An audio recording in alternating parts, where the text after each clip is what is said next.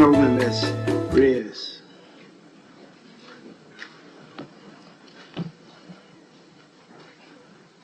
Almighty God, we humbly beseech thee to look with favor upon this Parliament of the Republic of Ghana. Grant that it may perform its high duty as in thy sight. Give divine guidance to the President of the Republic. Endow members of Parliament and ministers of state with discernment and vision, integrity and courage, that through the labors of government, this land and people may be well and truly served, and that good purposes for the common human life be realized in our midst. Amen. O God, grant us a vision of our country, fair as it might be, a country of righteousness, where none shall wrong his neighbor, a country of plenty, where evil and poverty shall be done away with, a country of brotherhood, where all success shall be founded on service, and honor shall be given to the deserving, a country of peace, where government shall rest on the will of the people and the love for the common good. Bless the efforts of those who struggle to make this vision a living reality. Inspire and strengthen our people, that they may give time, thought, and sacrifice to speed the day of the coming beauty of Ghana and Africa. Amen.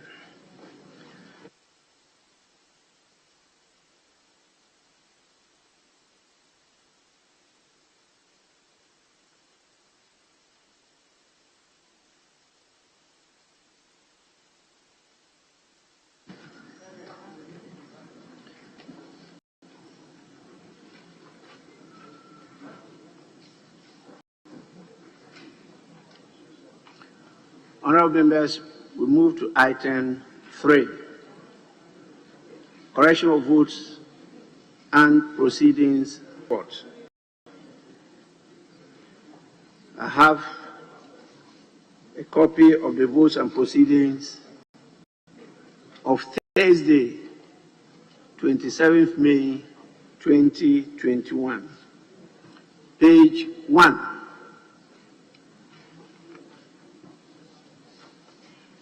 Page 2.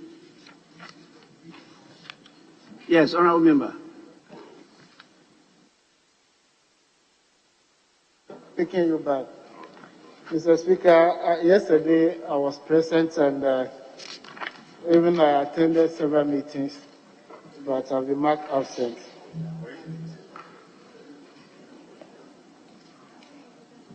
On page, you say page 1? Yes, Mr. Speaker. Where is it on page 1? Your position, which number is it? Page 1?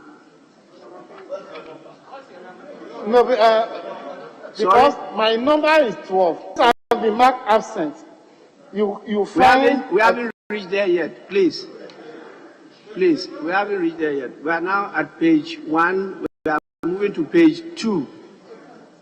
Page 2. When we get to the page where they put your name and you've been put absent, then you can draw our attention. Page 2.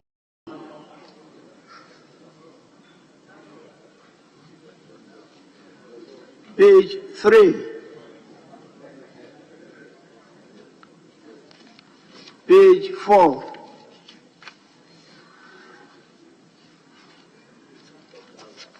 Page 5.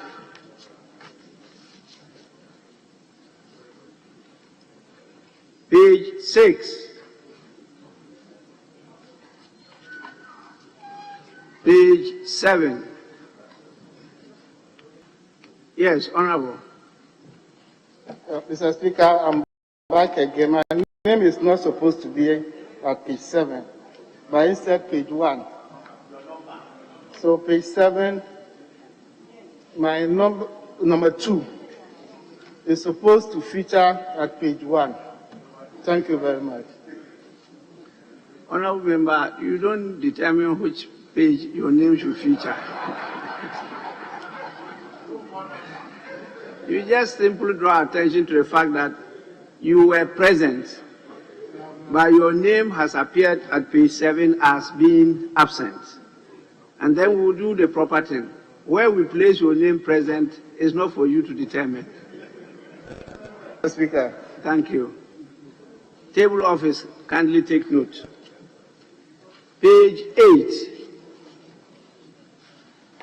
Yes, Honorable Dr. Rashid Pelpo. Mr. Speaker, number 50. I was present here, but I'm absent with permission.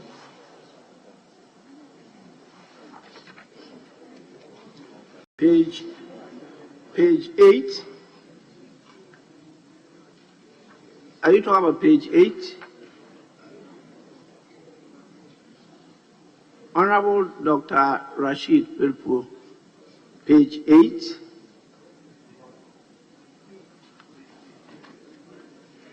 Page 8. Number 58. Number 58 is absent, is marked absent with permission, but I was present. That is absent without permission. Absent. Oh, Not okay, with okay. permission. All right. That is marked absent. Oh, sorry. And so you are drawing our attention that you were present, but they've marked you absent. Those marked absent with permission is at page 6. Sorry. Table office, kindly take note. Yes, Majority Leader.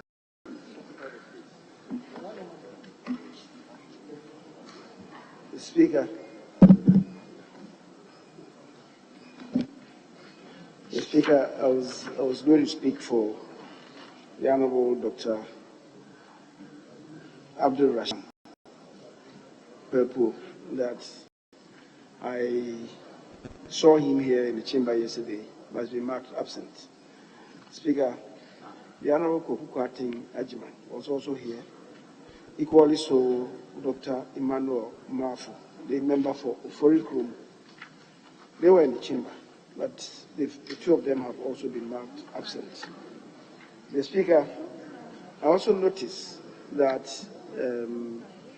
the Honorables Afenya Marking, Alexander Kwamina, and Anodompre Frank, the members respectively for Efutu and Nsoma Dwajiri, the Deputy Majority Leader and the Majority Chief Whip, respectively, have been marked absent. And Speaker, I know they've traveled on various missions for us, and they submitted a leave of absence forms, which I've transmitted to your office. I take it for granted that you have granted the permission for them to travel, but their names are listed as being absent without permission. Table office, kindly take note. Yes. Mr. Speaker, yes, please. In my case, I'm not present, not absent with permission. My name cannot be found here. It's not there. Your name is not Yes, captured on the votes and proceedings. No, Mr. Speaker. And so, what is your position? Were you present or you were absent? None of the above. I was present, Mr. Speaker. But okay. I'm not anywhere. I didn't feature anywhere. No. Table office, Yeah. the name of the honorable member under the column present Yes. for yesterday. He is still a member of parliament. Page 9.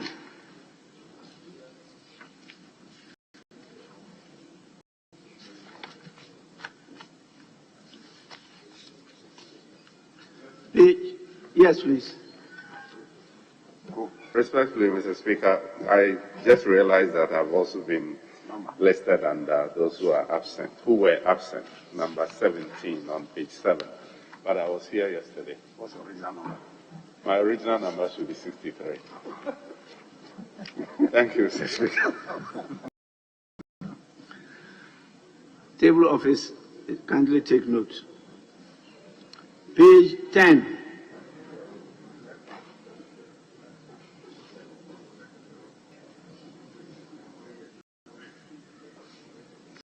Page 11.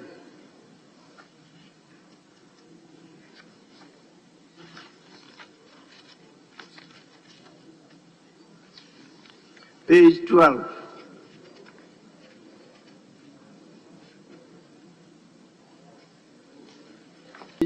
13.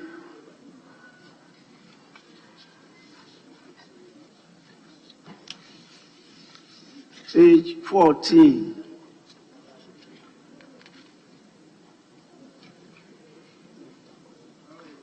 Page 15.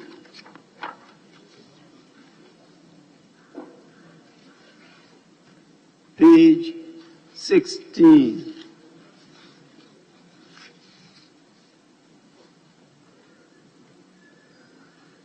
Honorable members, the votes and proceedings of the third sitting of the second meeting of the first session held on Thursday, 27th May 2021, as corrected, are adopted as a true record of proceedings. I have a copy of the official report of Friday, 5th March 2021. Honorable members, any correction?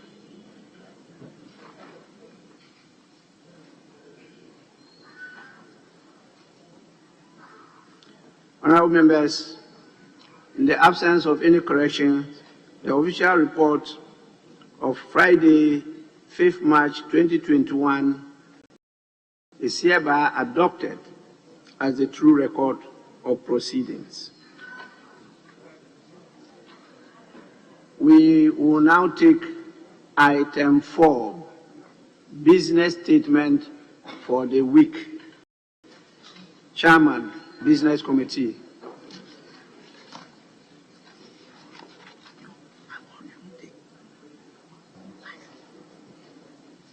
Honorable Speaker, the Business Committee met yesterday, Thursday, the 27th of May, 2021, and arranged business of the House for the second week ending Friday, the 4th of June, 2021.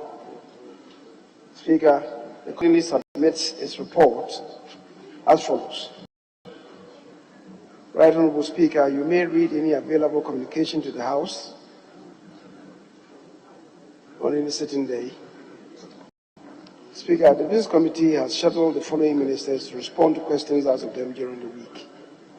The Minister for Health, 5 questions. The Minister for Energy, 2 questions. The Minister responsible for Education, 2 questions. And the Minister for Roads and Highways, 11 questions. So altogether, Mr. Speaker, 20 questions slated to be answered. And in all, 4 ministers are expected to attend upon the House to respond to those 20 questions. The Speaker, pursuant to Order 70 Sub 2, ministers of state may be permitted to make statements of government policy. Statements duly admitted by you, Mr. Speaker, may be made in the House by honourable members in accordance with Order 72. Right Honourable Speaker, bills may be presented to the House for first reading in accordance with Order. However, those of urgent nature may be taken through the various stages in one day in accordance with Order 119. Pursuant to Order 75, papers for presentation to the House may be placed on the order paper for laying. Committee reports may also be presented to the House for consideration.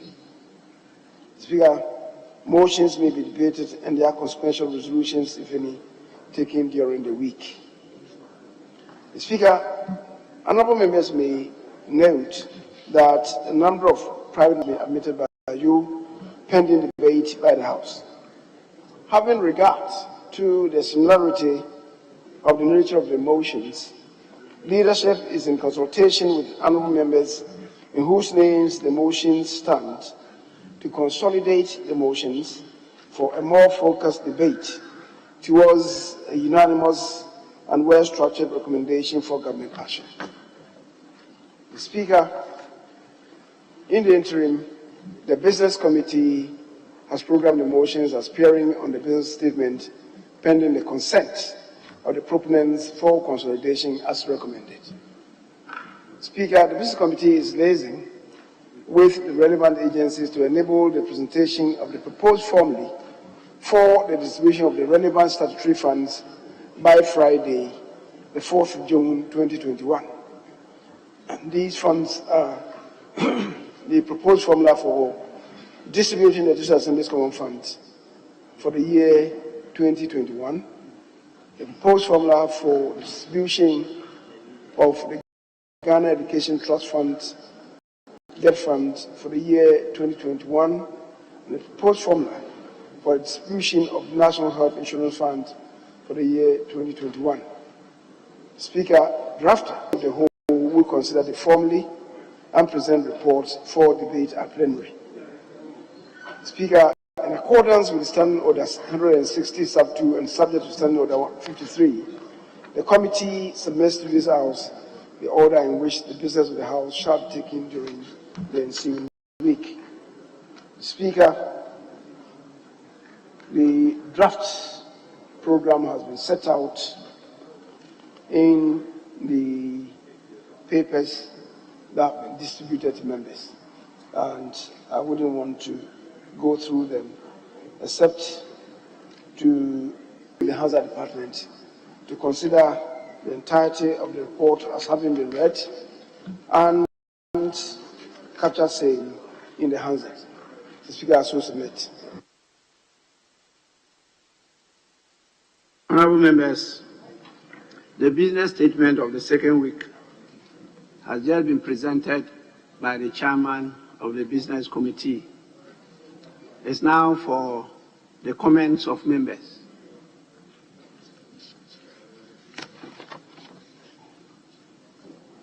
Yes, Minority Leader.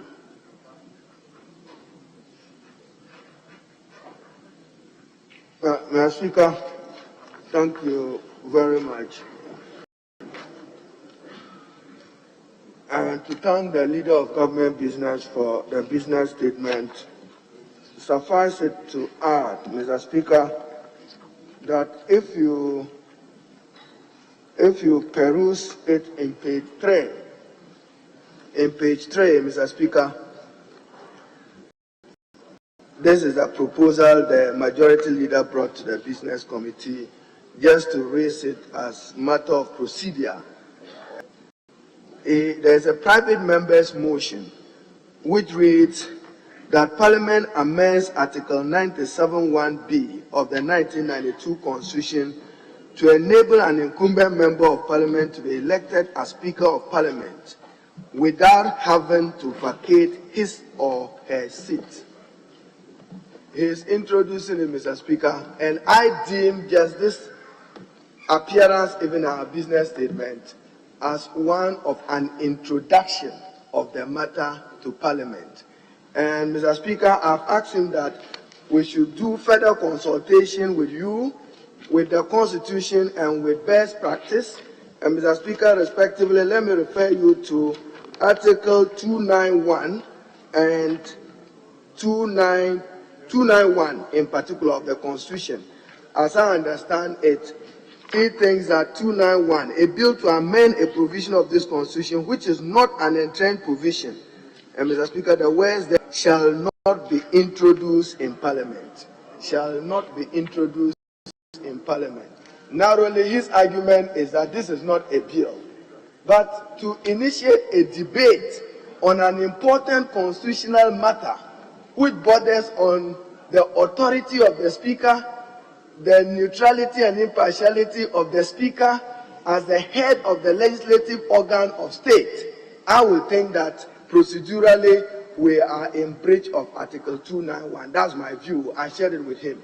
That is, if you were to assume that Article 97 is a non-entrenched provision, it is even more onerous if 97 was to be understood as being an entrenched provision.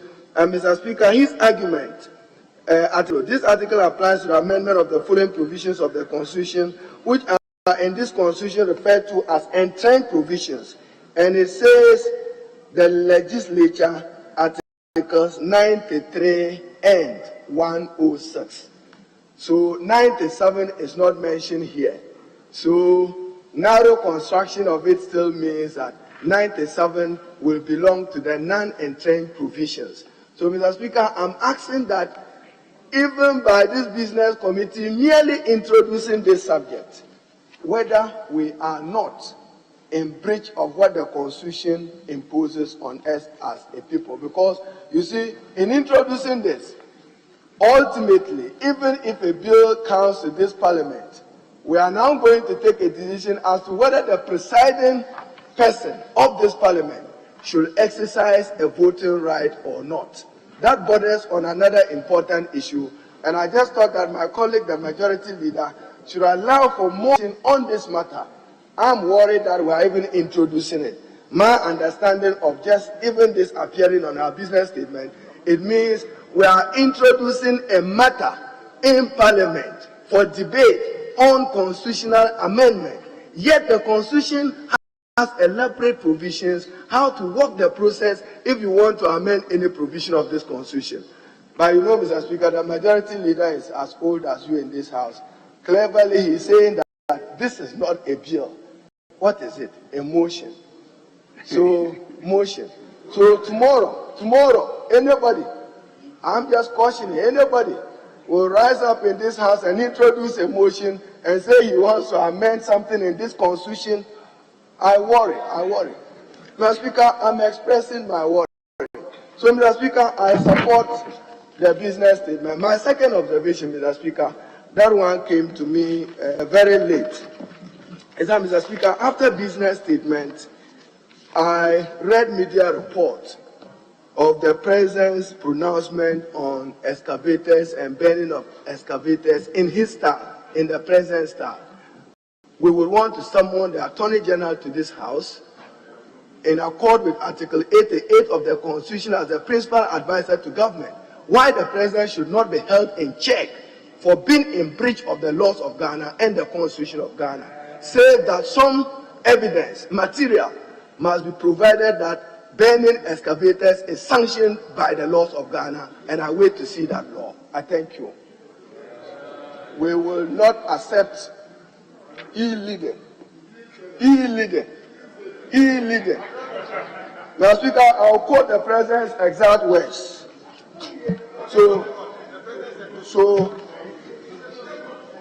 Okay, the mantra, go to court. Mr. Speaker, go to court. That reminds me to quote as a ex-ante excess judicial power. It's never vested in the President. Ex-ante, that is extra judicial power he is doing. So, Mr. Speaker, where is his comfort? His comfortable that people should go to court. We will question that. So the Attorney General will be brought before this House because we want him to lead the lawful Republic of Ghana with his oath to uphold the Constitution and the laws of Ghana and to hold himself accountable to the laws of Ghana. No law in Ghana today permits the burning of excavators. I so submit.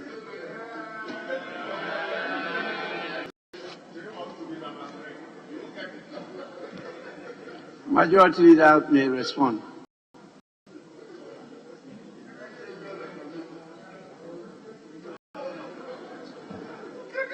Mr. Speaker, the minority leader has raised an issue in respect of the listed item, Thursday item, Roman number 4B, as a private member's motion standing in my name and also the name of the Honorable Frank Anodompre. Mr. Speaker, I had some discussions with the minority leader on this and told him that we want to be very consensual about this, and that if he agrees with the principle that we want to establish, we want him to be part of it. In fact, Mr. Speaker, initially I wanted the motion to be in the names of the two of us, myself and the minority leader. I couldn't get him. He had gone underground, and it was difficult to discover him. So his phones were unresponsive, which explains why when I gave it to the Honorable Anodompre, he then elected to have the two names under the motion, which was submitted to the Speaker. And the Speaker, you in your wisdom have admitted the motion. I don't know what the minority that is seeking to do. If the Speaker has admitted the motion, I want to believe that the Speaker carried this in a balance and came to the determination motion should be in the House, which is why he submitted it to the Business Committee for programming. If the intent of this inquisition and submission by you is to question the decision of the Speaker, say so to him.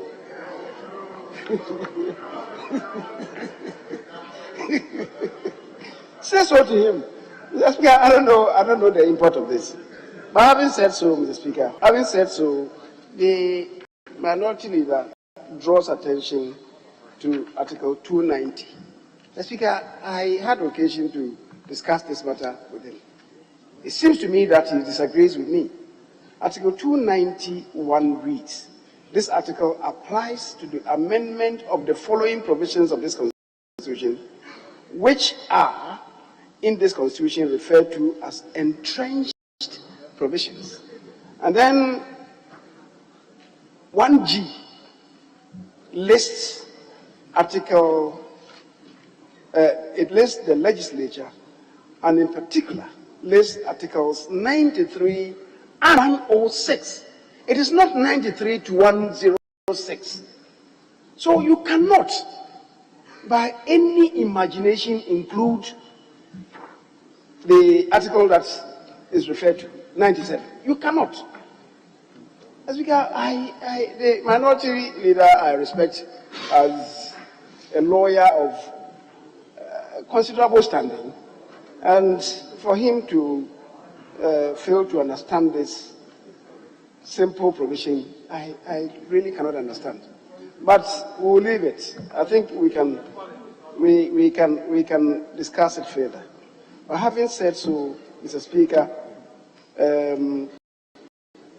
the relevant articles that he also dwelt on, 93 and 106. Mr. Speaker, the purpose of this is to have us, as the Parliament of Ghana, be headed by a Speaker who could be one of our own. And if he is one of our own, he may not have to vacate his seat, as obtains in several jurisdictions.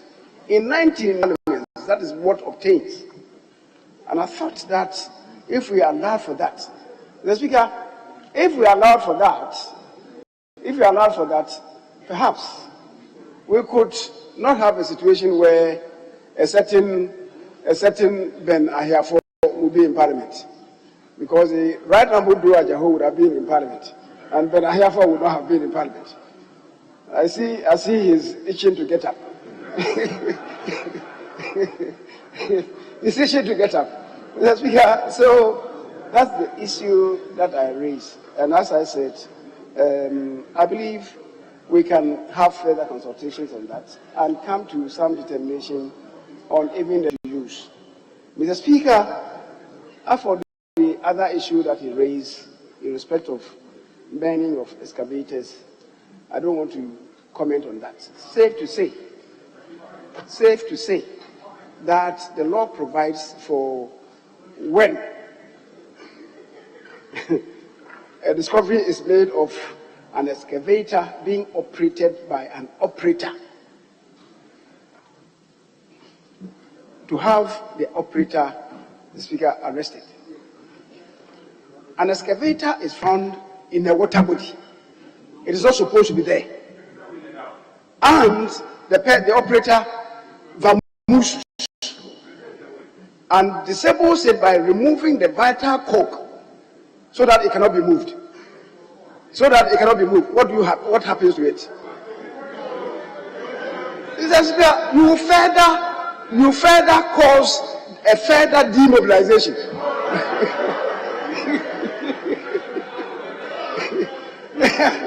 You cause further demobilization such that it cannot be used.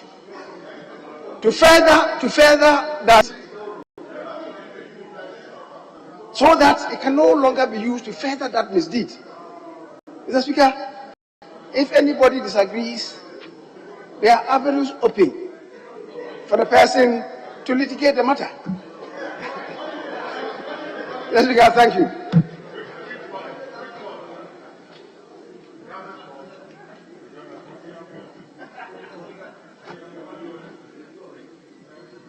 You want to make comments on the business statement that has been presented by the chairman of the business committee? Yes, Mr. Speaker, particularly with the issue relating to the amendment of the Constitution. Amendment of bills. The Constitution. We haven't reached there. I don't know why you want to start the litigation Very well. earlier than the Mr. Speaker, I will reserve my time. Yes, Majority Leader, what is it? Mr. Speaker, I think there's something that I forgot to add. Because this is a motion, the referred as to Article 291, which provides that a bill to amend a provision of this Constitution, which is not an entrenched provision, shall not be introduced into Parliament. Mr. Speaker, a motion is not a bill. And I thought I should understand it that way. A motion is not a bill. A motion is not a bill. This is just to, set the stage for the introduction of a bill. That is, if this is not a bill, I can't understand how a motion can be construed as a bill. Not under any circumstances. The minority leader is saying so. If you heard him, can he repeat what he said? By necessary implication. So, Mr. Speaker, we are not there yet. Let's get there, and if we don't agree, we'll see. But I want to stress that a motion is not a bill.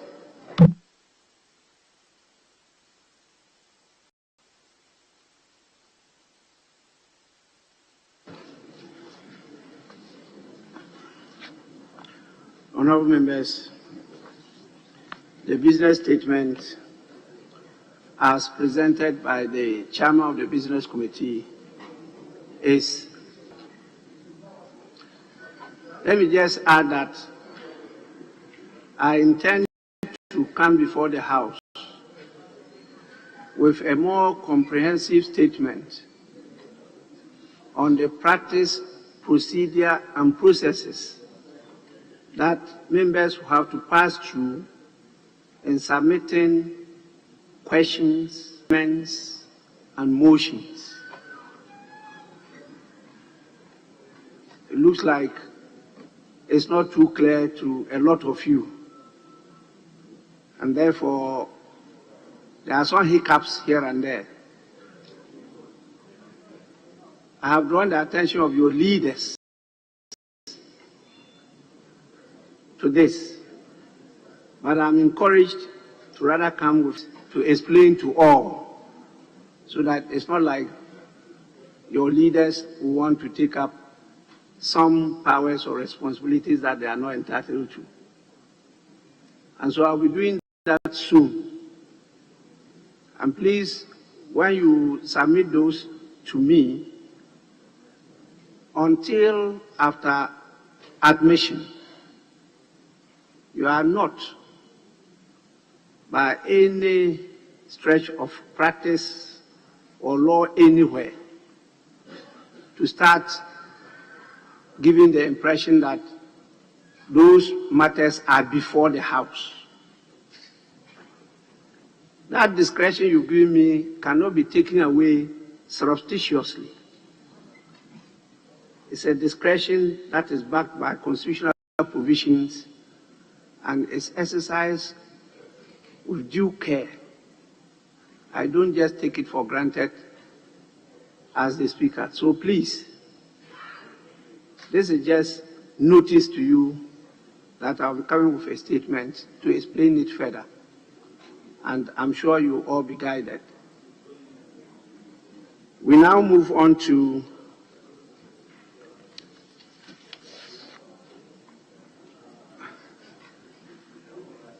I think we should take item 5, questions, item 6, statements. Item 5, questions. There's one question on the order paper. It stands in the name of the honorable member for Akachi North, Peter Nochu Kotwe,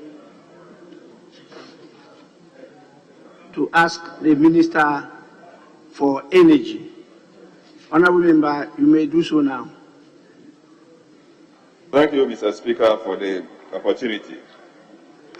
Mr. Speaker, I rise to ask the Minister for Energy what steps the Ministry is taking the following communities in the Akachi North constituency, which were deleted from the China Water Electrification Agreement of 2016 by the Minister of Energy in 2017, but which were directed by the Speaker of Parliament on the 20th of November 2019 to be restored. Glime, Nitahuta, Buvi Kope, Suropo Kope, Mupoti Kope, Kamia Kope, Ashikoto, Zemu Etro Kope, Zemuga, Boekwe, Tonko, Adanu Kope of Baiplan, Hodagbe Kope Aglonu, Nomenyo Kope Lomnava, Epe Kope, Ujagba Kope, and Adedefo Kope. Thank you, Mr. Speaker. Honorable Minister may answer the question.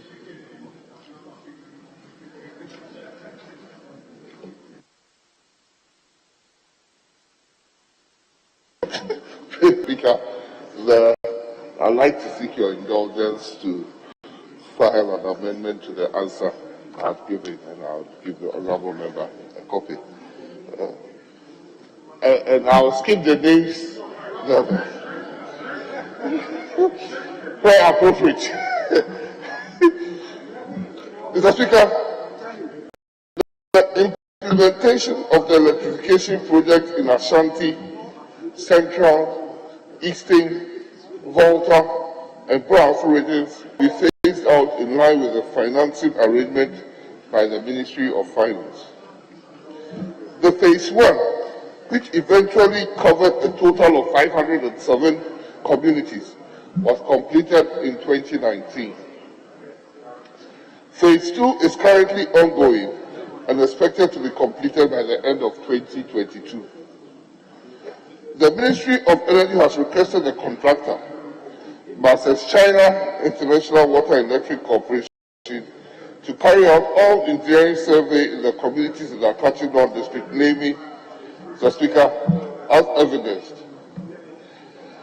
Work orders for the 8 of the communities, namely, Mr. Speaker, as written, have already been issued for the installation works. Communities will be considered when engineering assessment has been done in line with the implementation schedule. Thank you, Mr. Speaker. Yes, honorable member, supplementary. Thank you, Mr. Speaker. Mr. Speaker, I want to thank the Minister for the quick response to the question. However, I want to find out from him the 8 communities for which installation works are to be done. Is it the China International Water and Electric Company which is going to do it, or is a different contractor altogether? Thank you. Mr. Speaker, the whole contract was a contract approved in this House for China International Water and Electric, and they may subcontract as appropriate. Yes, honorable member. Mr. Speaker, thank you very much. I would ask the Minister, how soon work will start on these projects? Thank you. Yes, Minister. Mr. Speaker, the plan is to be completed by, as said. We know that there are challenges in the way, and we would communicate appropriately. But the plan, all going well, is to complete it by 2022. Your final supplementary. Thank you, Mr. Speaker. He said in the last sentence, the remaining communities will be considered when engineering assessment has been done in line with the implementation schedule. Mr. Speaker, I would like to find out from him how soon this engineering assessment will be completed. Thank you. Yes, Minister. Thank you, Mr. Speaker. Mr. Speaker, I want to assure the honourable colleague that as has been the practice, after Parliament approves a loan, after the disbursements are done with both the Ministry of Finance and the funding agency, before few communities are added, you have to specifically go and ensure that how many bulbs or how many poles or wires or meterage of wires or transformers that are needed. And those are the engineering and survey. What is the topography of the lie of the area? So it is all included that we say that by 2022. As they are doing national training, they will be doing engineering works in Volta region and to make sure that everything is done by 2022. Hopefully, by 2022, those communities, I cannot pronounce the names well, will all be done for the benefit of my honorable colleague. Thank you. Thank you, Mr. Speaker.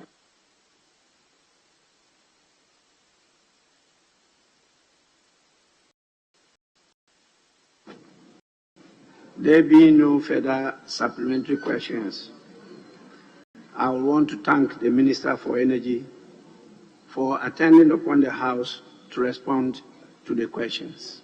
Minister, you are discharged.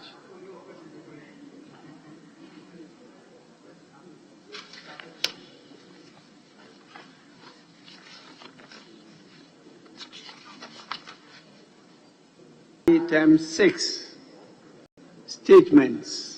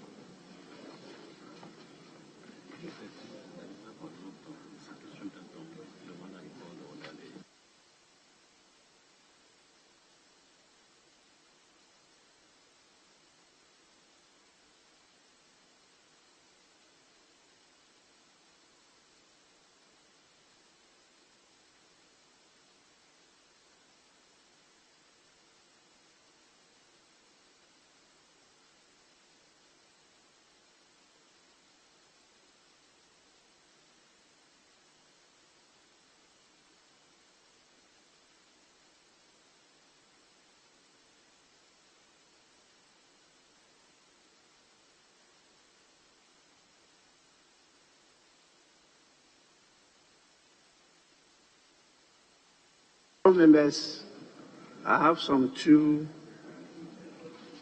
statements that are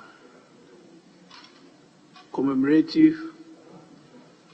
One stands in the name of Honorable Zuwera Ibrahim, and that is to mark Menstrual Hygiene Day,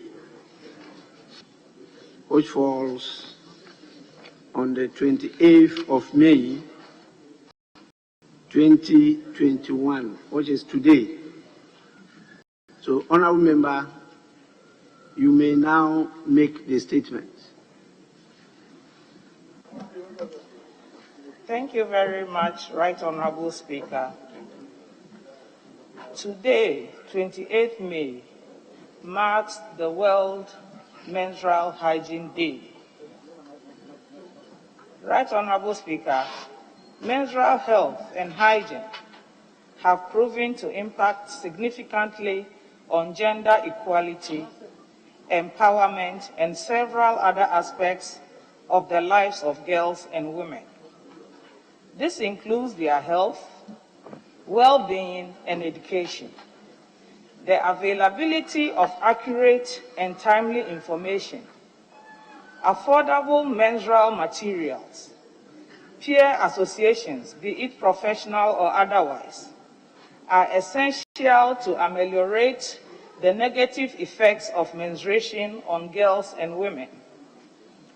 Just as important as sanitation and access to health services, including water, sanitation and hygiene, wash facilities, as well as positive sociocultural norms. Mr. Speaker, it's not for nothing that this year's observation is under the theme, and I quote, "Action and Investment under Menstrual Hygiene and Health," unquote. According to another quote, every day, some 800 women and girls menstruate.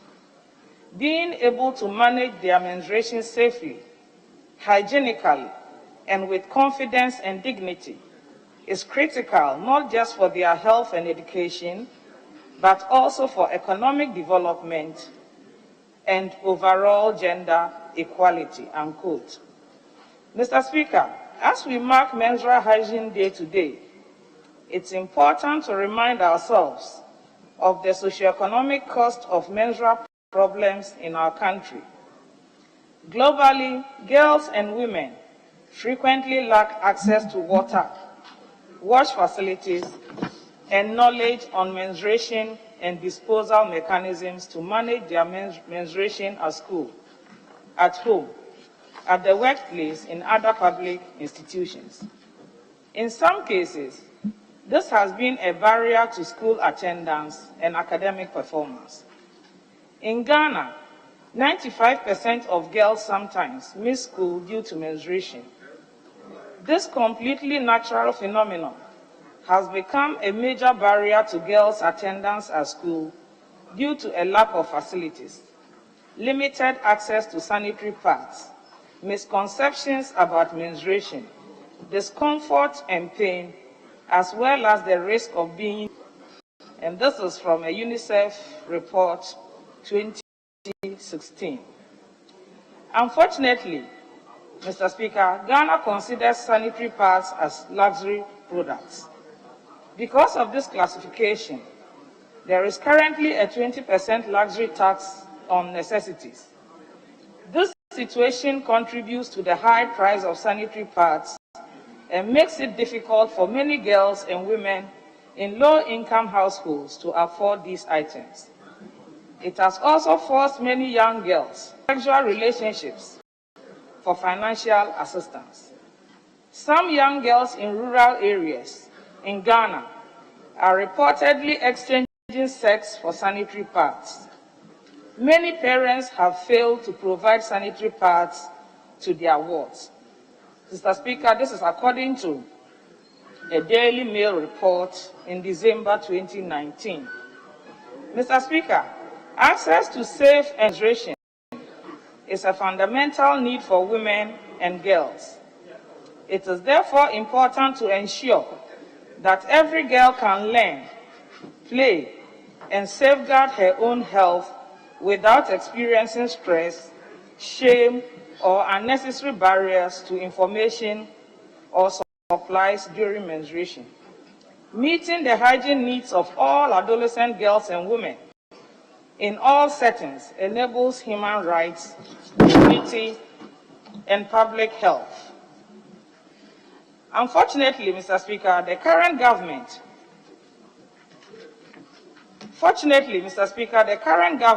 in August 2020, in a City News report, heeded the national call to scrap the luxury tax on imported material and responded with a promise to eliminate import duties on sanitary pads to improve health conditions, particularly for girls. The Minister for Gender, Children and Social Protection has added her voice to the push for the scrapping of import duties on pads as published in today's edition of the Publisher newspaper.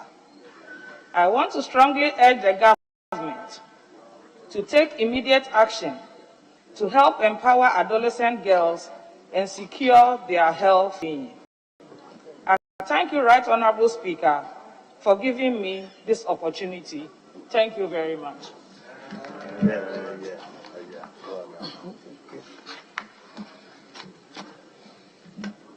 Honorable members, this is a statement under Order 72, actually.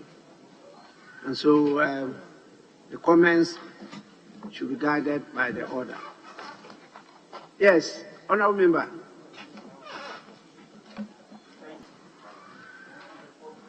Thank you, Mr. Speaker, for giving me this opportunity to comment on the statement made by Honorable Hadia Zuera on World Menstrual Day. Mr. Speaker, I would like to comment on the issue of sanitary pads, the importance of it to the extent that government must not wait. We must not continue to on this before they waive taxes immediately. It is long overdue. Mr. Speaker, the importance of sanitary pads cannot be overemphasized. Sanitary pads issue started as early as 2012, which came into the limelight when a pilot study was done by Paul Montgomery, Kathleen Aru Rose, and Linda M. Scott on few schools, and realized that the absence of sanitary pads made girls to drop out because it was so dehumanizing to have girls menstruate at a time they did not expect in classes. And so most went home and never turned back to school. They also realized that within the period of 5 months, when they took up on the aspect of sanitary pad provision, schools attendance improved by 9%. And so, Mr. Speaker, based on this nation, we realized between 2015 and 2016, then NDC government, under His Excellency John Dramani Mahama, saw the need to provide free sanitary pads to schools and youngsters in this country. What did we see that time? The argument was such that many did not support it. JDM's government was lambasted that time. If today we are talking about waiving taxes on free sanitary pads, then we have to bite it and bite it harder. It is time this nation we take such issues into a serious, take it as serious and build consensus on them and not always politicize sections. Thank you, Mr. Speaker, for the opportunity to make this comment. Thank you.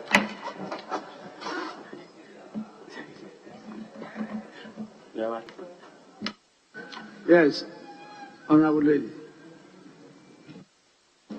Thank you very much, Mr. Speaker, for the opportunity to contribute to the statement read by Honorable Zuera Ibrahima on this great and significant occasion. Right Honorable Speaker, today is a very significant day for us because World Menstrual Day is a day that every woman would like to see some improvement in the current situation of women going through menstruation. The absence of menstruation in the life of every woman has health implications.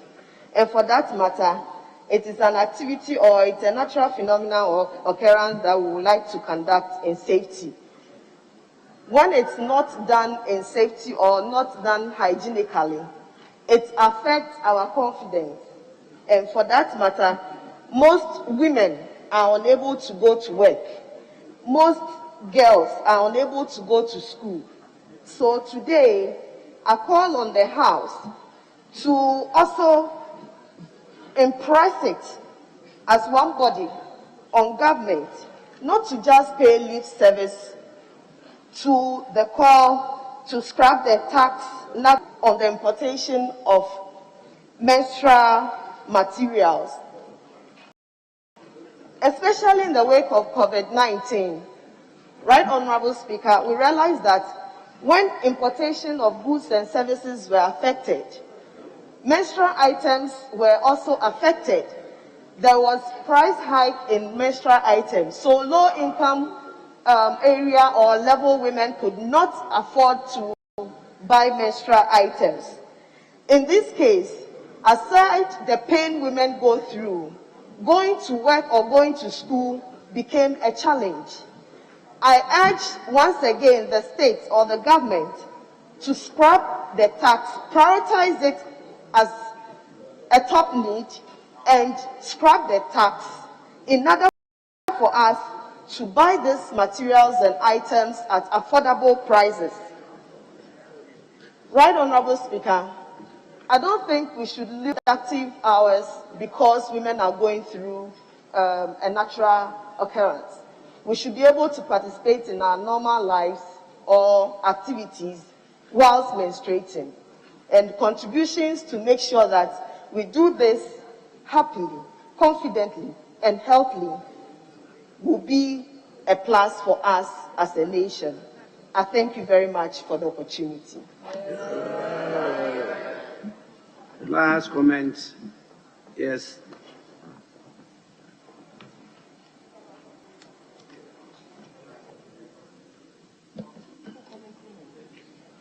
Thank you, Right Honourable Speaker, for this opportunity to add my voice to the statement being made by Honourable Hadia.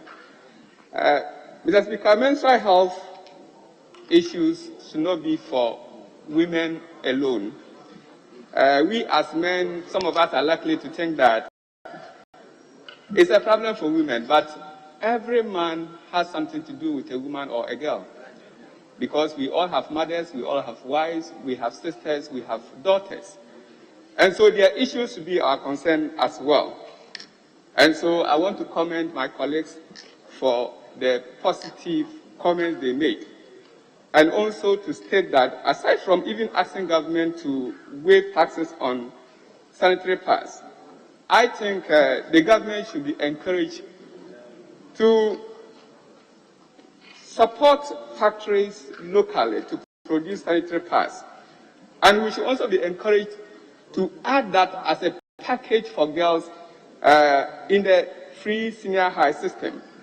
This will help the very poor to be able to stay in school while they are in their menstrual. Mr. Speaker, going forward, I want to use this opportunity to also suggest that Get Fund projects should come with wash facilities. From now onwards, we should see it as mandatory so that every Get Fund project, it doesn't matter the community that is cited, should at least come with a borehole. Then we should have other facilities that can encourage girls to stay in school while they are in their menstrual period. Right, Honourable Speaker, I think enough is enough on some of these things because we have repeated this severally, but we don't take action. Let's have the action taken now. I thank you for this opportunity.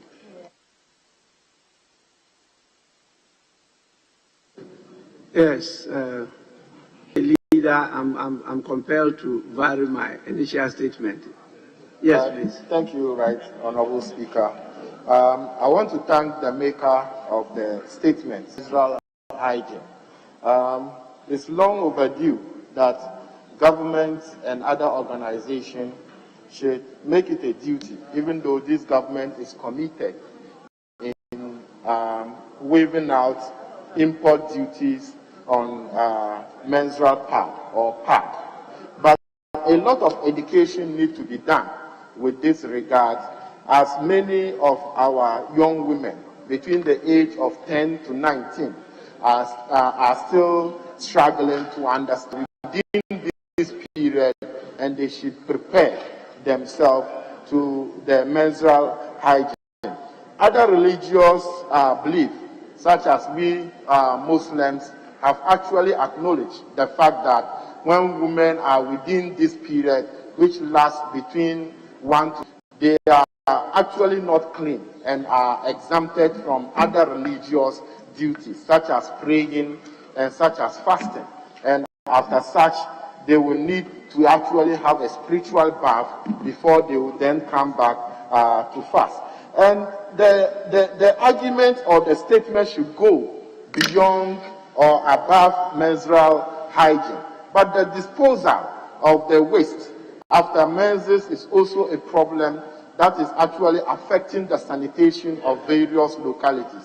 After women are able to discharge this beautifully, and they are able to take care of them, question now lie on how we dispose the waste or the part that they normally use. So I think that a lot of education needs to be done on the disposal of menstrual waste, and a lot of education needs to be done on menstrual hygiene. And I wish to thank the maker of the statement. Thank you, Mr. Speaker.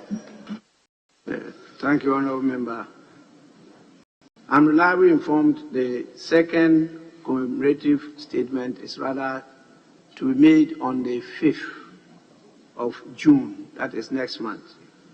And so I'll replace that with a statement in the name, standing in the name of Honorable Alexander Roosevelt Hutoji, which is also talking on the need to improve National Health Insurance Authority reimbursement of public health services at the primary health care level to accelerate Ghana's progress at achieving universal health coverage by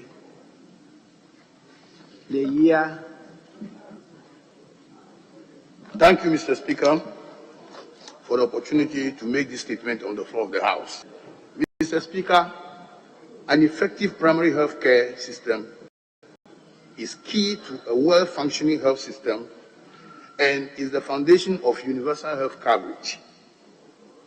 Ghana was an early adopter of the 1978 Ama-Ata Declaration. Our National Health Insurance Policy document, Creating Wealth Through Health, September 2007, acknowledges primary health care as the basis of our health development, which is implemented through our national strategy for community-based health planning and services, CHIPS. In 2000, Ghana adopted CHIPS, which is a homegrown initiative, as its major primary health care strategy. CHIPS, therefore, is a wellness strategy that emphasizes prevention, health promotion, health education, referral and management of minor ailments, and in terms of access, it is accessible to about 60% of the Ghanaian population. Mr. Speaker, in 2003, Ghana introduced a national health insurance scheme with the establishment of a National Health Insurance Authority under the National Health Insurance Act of 2003, Act 6. This act was, however, replaced with Act 852 in October 2012, with the sole aim of providing financial risk protection to Ghanaians by removing financial barrier to health services in order to achieve universal health coverage. In 2005, the World Health Assembly of the World Health Organization urged member states to aim at achieving affordable universal coverage and access to key preventive, curative, rehabilitative, and palliative health interventions for all their citizens based on equity and solidarity. Mr. Speaker, universal health coverage means that all people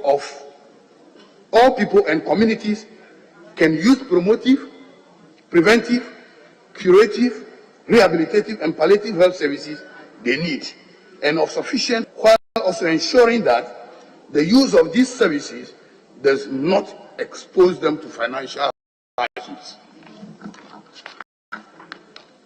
Indeed, universal health coverage requires that all people obtain the health services they need without the risk of severe financial problems linked to paying for them at the point of access. At the same time, the health services people receive need to be of good quality.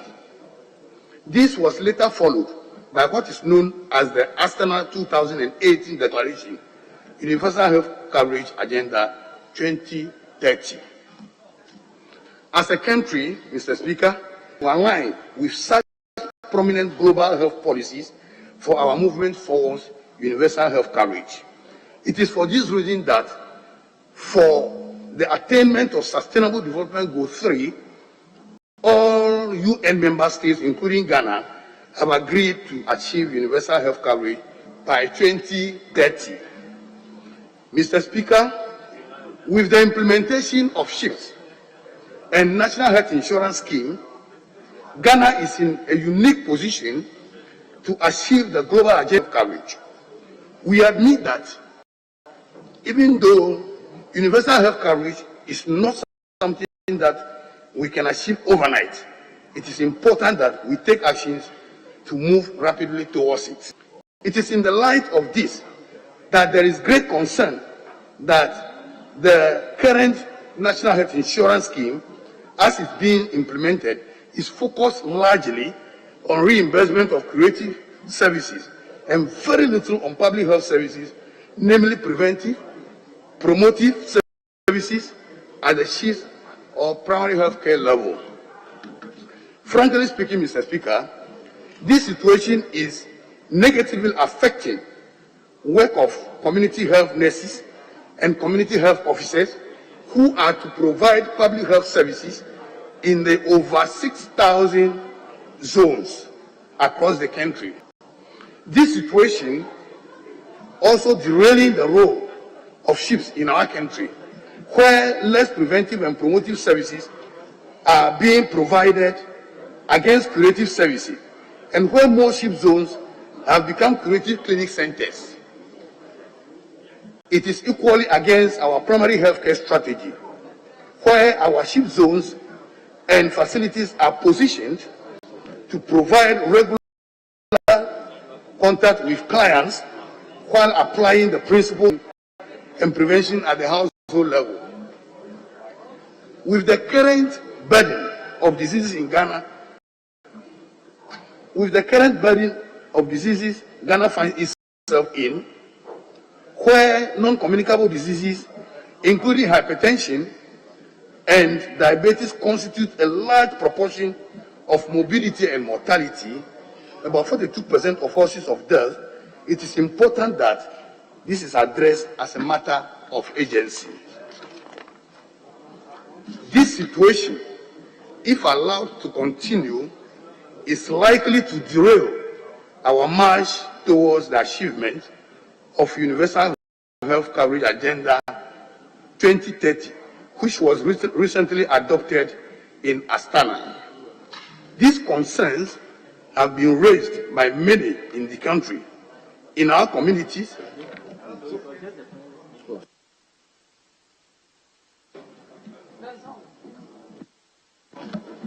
health workers, including civil society organizations. We need to avoid situations where SHIP facilities are being restricted in the type of services they provide, simply because these services are not reimbursed by the National Health Authority, and yet major services they render is preventive and promotive. In conclusion, Mr. Speaker, I highly recommend that the National Health Insurance Act, Act 852, be amended to include preventive and promotive services, which should be part of the package of services reimbursed by the National Health Insurance Authority. Undoubtedly, therefore, Mr. Speaker, when the above is implemented, it will accelerate our progress as a country towards the achievements of the universal health coverage agenda.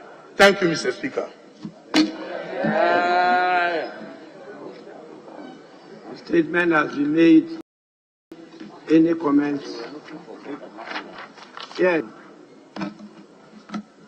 Thank you, Mr. Speaker. I first of all want to thank my brother for this beautiful statement. Mr. Speaker, the health service, health insurance and the health service in general is very important in our rural areas. Mr. Speaker, when you come to my constituency, for example, for Timokwa, Mr. Speaker, what you see is that even the cheap compounds that we have lack basic facilities like water, so that in as much as the health workers are trying their best to deliver health service, Mr. Speaker, basic things like water, which of course is not available, actually try to hinder their effort. Another thing is drug availability of drug, medicine, common medicine, sometimes, Mr. Speaker, are not available. The road net facilities, Mr. Speaker, are just very appalling. Some of the road, contractors that are giving contracts to construct, they abandon those roads, and that the people around those areas really find it very difficult to access health facility.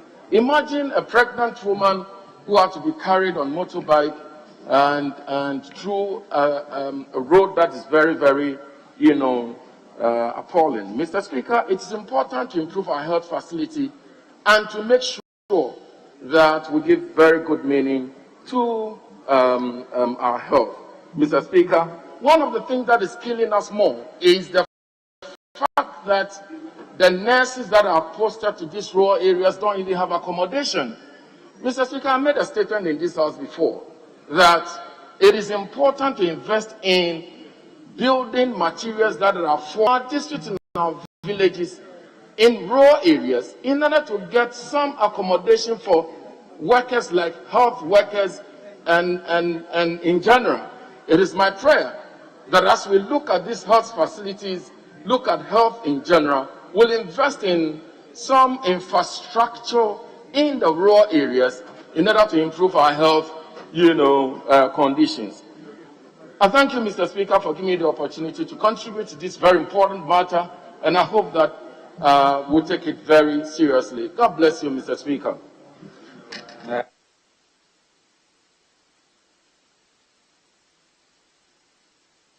Yes, Honorable. Mr. Speaker, thank you for the opportunity to make a comment or two on the beautiful statement from my brother Alex. Mr. Speaker, I want to focus on my district in Southern. Mr. Speaker, the phenomenon to observe is that we are spending money to build health centers, to put up the infrastructure.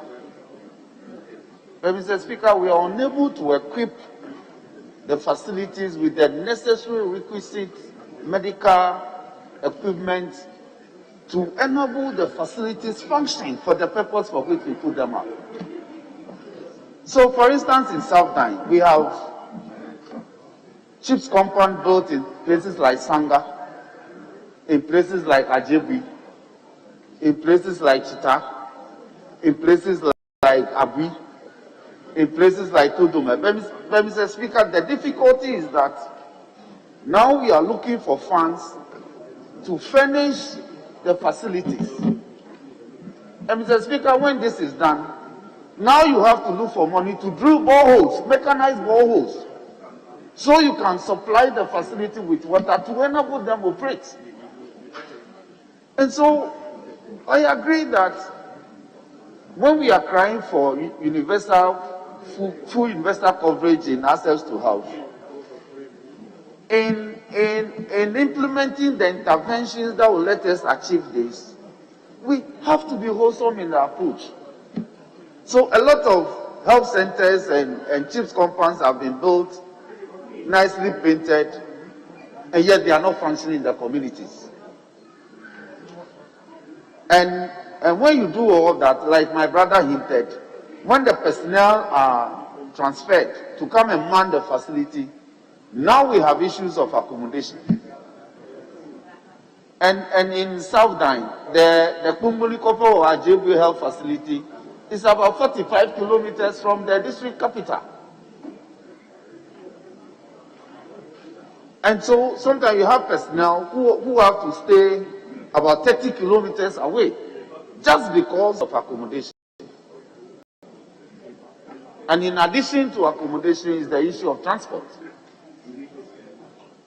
So going forward, Mr. Speaker, I want to urge the House that where government will want to make interventions, we should ensure that the interventions are such that the facilities are built like we are doing for schools now. You build a classroom block, you supply the furniture and everything, so that when the children enter the classroom, all they have to do is to sit down for the teacher to teach. When we put up the clinic and the health centers, we make provision for the supply of at least the requisite necessary medical equipment to enable the facilities function. To be able to build one or two accommodation as part of the infrastructure, so that when the nurse in charge of the facility, there will be a basic accommodation facility available to that he or she will inhabit. Mr. Speaker, one other key thing that we have to look at is the issue of when patients access some of these basic facilities and they are supposed to be transferred to a major medical facility. Ambulances have recently been supplied to each district to beef up the existing ones. But Mr. Speaker, you'll be surprised. Our brother made a statement in respect of the timeliness of response of ambulance in emergency situations. You call an ambulance and it takes 5 hours. You call an ambulance and sometimes you cannot even reach the people who are in charge of operating the ambulance. So you have had to have recourse to any means available that will take the patient to the next referral hospital. And it appears that we have just allowed the ambulance to be operating without any monitoring. These days, you find ambulances that carry dead bodies. When you attend funerals, you see that the ambulance are being used for some other purpose. So we need to check it. We need to monitor the operation of the ambulances. And Mr. Speaker, what is surprising is that I was very happy when you hinted the last time that in addition to what the government recently supplied, you yourself, as the then serving Minister of Health, supplied in excess of 150 ambulances. Now you don't see the old ambulance in operation. So the question is that the issue that you pointed out, that if we don't maintain the new ones, they too will very soon will find them on stones. I was hoping that in addition to the new ambulance, we'll see the old ones still in operation. But those ones, we don't see them anymore. So with these words, I rather for bringing this matter to the attention of the House, we need to monitor how government interventions in assuring the investor coverage in access to health will be monitored. I thank you. Yes, honourable members, please, time allotted per comments to a member is not more than 5 minutes. So always take that on board. And I have another engagement at 2:30. I intend to adjourn before that time so that I can attend to some important personalities paying a courtesy visit. Both my deputies are not available, so we'll have to adjourn. How many people are prepared to make comments 1, 2, 3, 4, 5. I give 2 minutes each. Yes, please. Yes. Thank you, Mr. Speaker, for the opportunity to also comment to the statement made on the floor of the House. Mr. Speaker, on page 2 of the statement, paragraph 5, the writer drew our attention to the plight of our community health nurses that bring health care to our doorsteps or to us in our homes. He said they are unable to move around because of lack of facilities that will enable them move or come to or go to various communities. Mr. Speaker, yes, in my constituency, their motorbikes are fine. They have no money to buy fuel for the motorbikes to enable them go around to vaccinate our kids or provide for family planning services.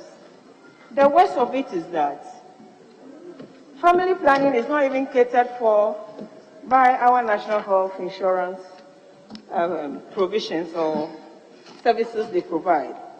And so most often, they get to the community, and when the women are unable to pay for the service, they end up not providing health care because of lack of money for the service they provide. Another serious issue is about the anti-snake venom.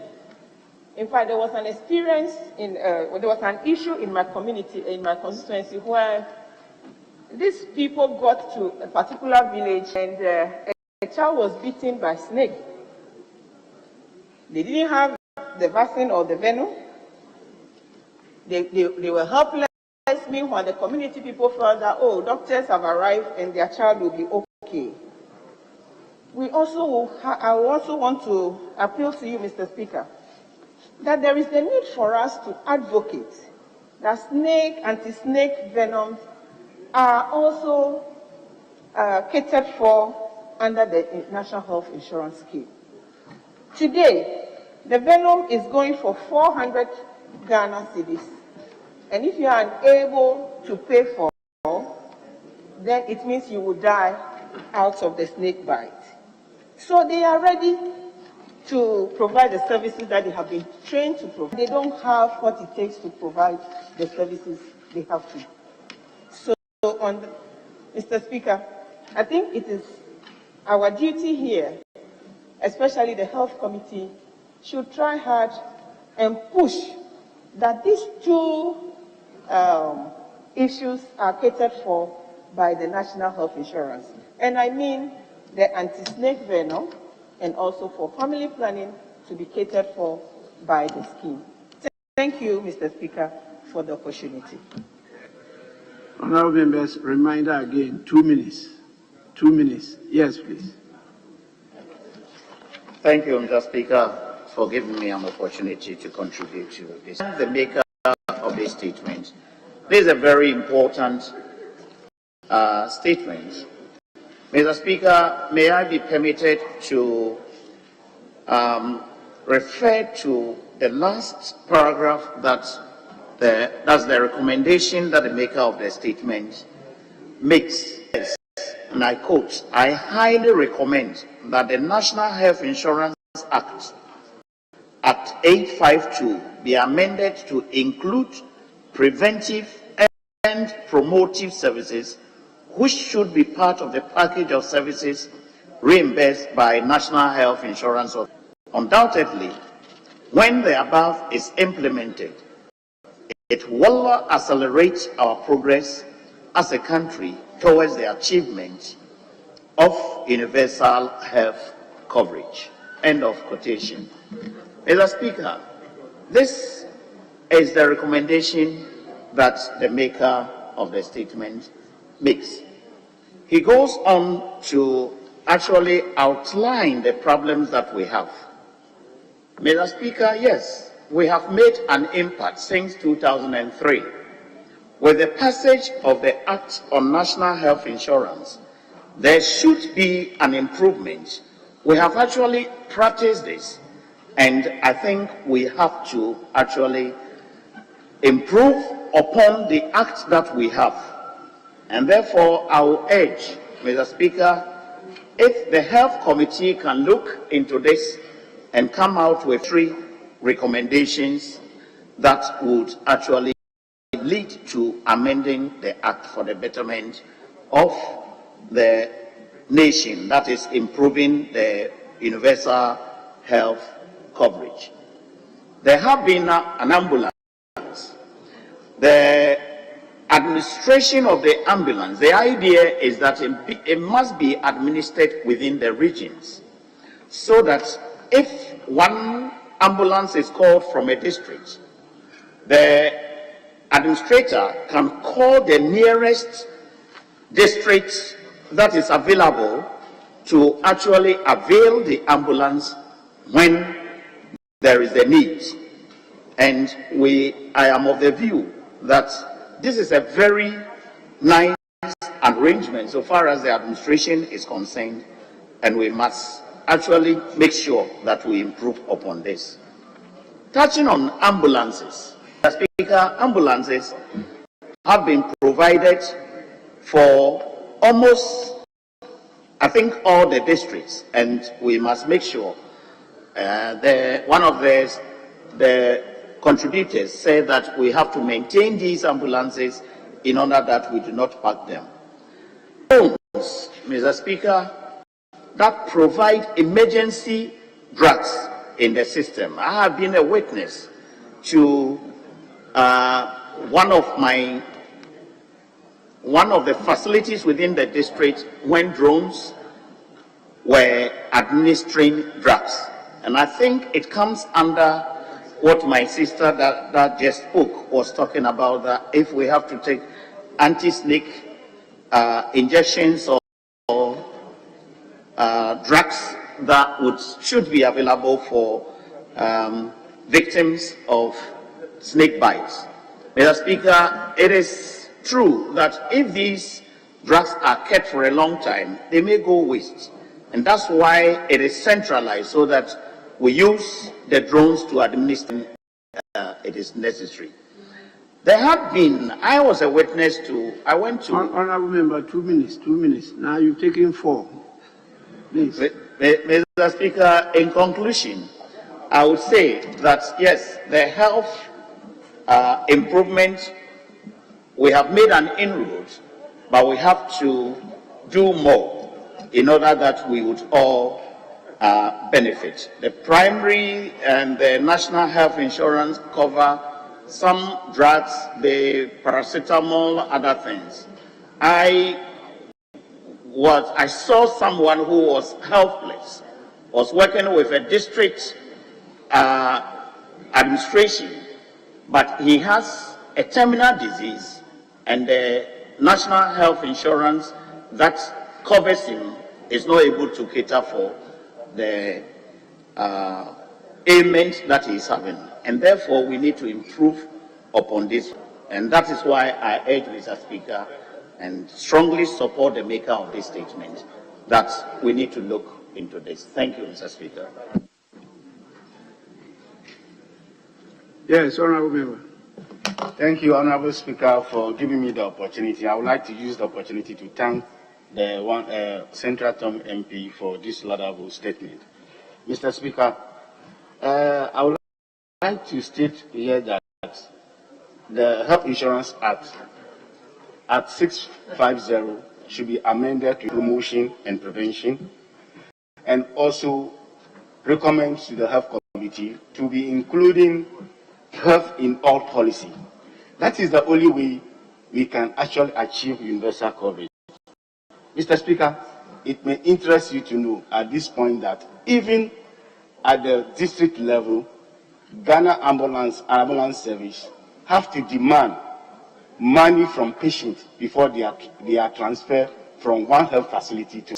Sometimes end up, some of them die in the facility because of no timely intervention because of non-reimbursement of health insurance fund is actually resulting to that. Mr. Speaker, it may also interest you to know that at the DAL facility level, even common oxygen taken from the facility before the Ghana Ambulance Service move on to the next level. I would like to use this opportunity to appeal to Honorable Speaker to the Ministry that adequate funds should be made available at the district level facility when we want to transfer one patient to another place. Because at the end of the day, it is actually. Mr. Speaker, in addition to that, when you look at the health chip concept, it's supposed to provide a health closer to the surrounding communities. It may interest you to know that sometimes these facilities, people have to travel a long distance, and then when they come to the health facility, they say there is no medication, there is no potable water, there is no electricity. As I'm speaking to you, this Honorable Guest House right now, in Keta Government Hospital, for instance, you can see the plant that is there is obsolete. At the end of the day, when operations are being carried out, then the light goes off, they have to be running.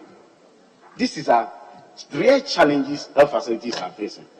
So, without much wasting your time, I would like to end here. Thank you very much for the opportunity given me. Thank you. Yes, the last 2 more people are standing up. Hey. 2 minutes.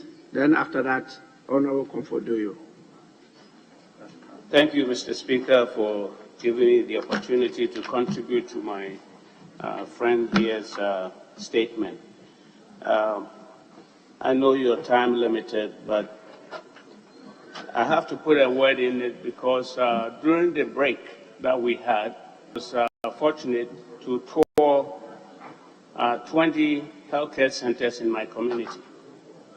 And these are some of the challenges that all my member friends here have outlined.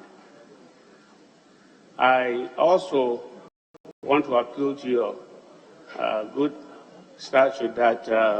Honorable Member, you are entitled to make a statement on it. So you can submit a statement, comprehensive one, on the issue. 2 minutes might not be sufficient to make the comments that you want to submit to the House. Okay. I would please beg that I'm not going to be lengthy. I'll stick to the 2 minutes. But just one thing I wanted to bring to the attention, because Honorable Member mentioned about the Health Committee getting together to look at the essentials of these healthcare centers. What I want to add on, Mr. Speaker, is that the district assemblies, what I've noticed is that all of us should work as a unit. They're doing partisan with this project. This is people's health. So you have health centers that are very much under-furnished, under medication, no existed, no water, no nothing, but then subsequent members go and start to build a whole new facility just to gain points. I think we should all, as a House, focus on making sure that the ones that do exist are well furnished, are well maintained, that at least it can take care and make use of what we have before we add on any additional facilities. So this is something that it should be a consensus among us, as well as the local district assemblies, to work in conjunction, one in hand, to make sure the citizens or the people living in these communities are taken care of. Thank you, Mr. Speaker. Last comment. Yes, Honorable Comfordoyo. Thank you, Mr. Speaker, for the opportunity to add my voice to the statement made by my honorable colleague. Mr. Speaker, I'm glad he made this statement on the floor of this House, because if you look through the districts, the whole country, the regions, you can see that we have a lot of chief compounds to support the rural communities especially. But as members of parliament, we ourselves, even we are not doing any monitoring. We are not helping the cause for these things for the rural communities to benefit. Recently, I had a stakeholders meeting with the water company, and the health director in my district was invited, with in person of Dr. Boachi, who came to report on chief compound in the district. Mr. Speaker, it will shock you to know a lot of the chief compounds are empty. They don't have FSA, they don't have paracetamol, no water, nothing. All is because we are not monitoring and to support them. And a lot of the district head, they don't even know that we as MPs, our jobs is to monitor and evaluate and then report on issues in the floor of Parliament so that the proper thing will be done in our district. Mr. Speaker, I will urge every parliamentarian to start monitoring what is going on in the districts. Chief compounds, roads, education, all the things. We have oversight responsibilities over them. Let's monitor and help to fix this country. Mr. Speaker, what is going on in the districts and in the regions, if we are not careful, one day the youth of this country will rise and start even throwing stones at us anywhere we go. Let us come together and work to fix this nation. I support this statement, and I'm happy he made it, and I'm happy I've spoken to it. And I know from today, all of us as MP will resume as our duties as monitors, because we are in charge of monitoring. We are in charge of evaluation, and we are in charge of oversight responsibilities. The ministers cannot see what is happening in our district. We will do it and bring them here, question them, ask them. Some of the district heads are even not ready to respond to these calls when you call them for stakeholders meeting. From today, district heads who are listening should know that MPs are in charge of monitoring and evaluation. We will bring the reports so that proper things will be done in the district. I have all my reports, and I will release them one by one. Bring the ministers here to come and answer why we are not getting water. Bring the ministers here to come and tell us why Pute should have cheap compound, but they can't do delivery just because we don't have water in Pute. And they have to travel all the way from Pute, Totope, Alavanyo, I can't say Kope, Totime Kope to 4 or Faith Kope before they can do delivery. Mr. Speaker, it's very pathetic. Very soon, I will come out with my report from the district so that the ministers will summon them here, so that the right thing should be done in the district. Those that we can use our funds to support, we do that so that our people we are serving, the people who brought us here, will have freedom once again. Thank you, Mr. Speaker, for the opportunity. You want to make a comment? Mr. Speaker. Thank you, Right Honorable Speaker, and I thank the maker of the statement. In fact, access to healthcare delivery is a matter of national interest. And if you look at the commitment of this government in the delivery of healthcare has been very exceptional. Mr. Speaker, as yesterday we rightly indicated, ambulances, before you resumed your office of being the health minister, we had about 35 ambulances in the country. It was through your tenure as the Minister of Health that we were able to get about 150, 160 health ambulances to add up to what we have. This government is very committed in health care delivery.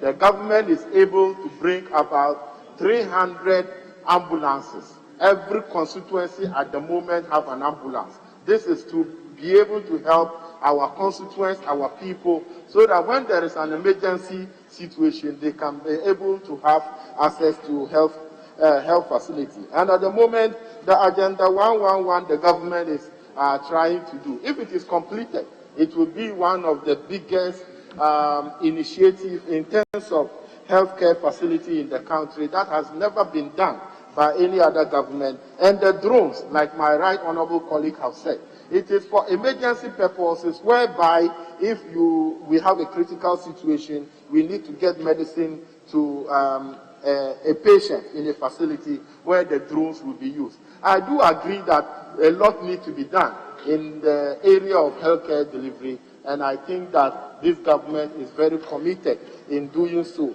For that matter, we need to encourage governments and participate and show interest in some of the policies that government is rolling out for us to actually reach a very good health situation in the country. So I want to thank the maker of the statement for this statement. Thank you, Mr. Speaker. Yes, honorable members, the statement actually was on the need to improve National Health Insurance Authority's reimbursement of public health services at the private. That was the focus of the statement. Now, your comments have rather talked about so many things. They haven't even mentioned national health insurance and reimbursement and the rest. You know, I'll have to start regulating it. And when you are non-slur, I will stop you in your tracks. You know, but I hope that the committees will get in touch with the ministries, particularly education and health, for us to complete the decentralization of these essential sectors. You always talk about the district assemblies. What oversight responsibilities do they have over education and health? We have not yet completed that aspect of decentralization. Again, even talking about monitoring by members, members themselves are still hanging. Even offices you don't have in your constituencies. You as individual members don't have that capacity to go monitoring and evaluating projects in your constituencies. You need to have technical support, and you need to have offices and tools and the resources to do that. And that is why Parliament should stop being the father of the nation and also look at itself and resource Parliament to be effective and efficient in the performance of its responsibilities. So committees will be directed to budget and budget properly for the 2022 budget, so that at the end of it all, you have enough to perform your duties. Don't once again give the money to other institutions of state and then go begging them to come and fund your activities. When you are the approving, I think that will be a thing of the past. With this, I want to ask for guidance from leadership so that we can call it a day. Mr. Speaker, we are in your hands, and without any other thing on the order paper, I move for adjournment to the 2nd of June 2021 at 10 o'clock a.m. in the phone.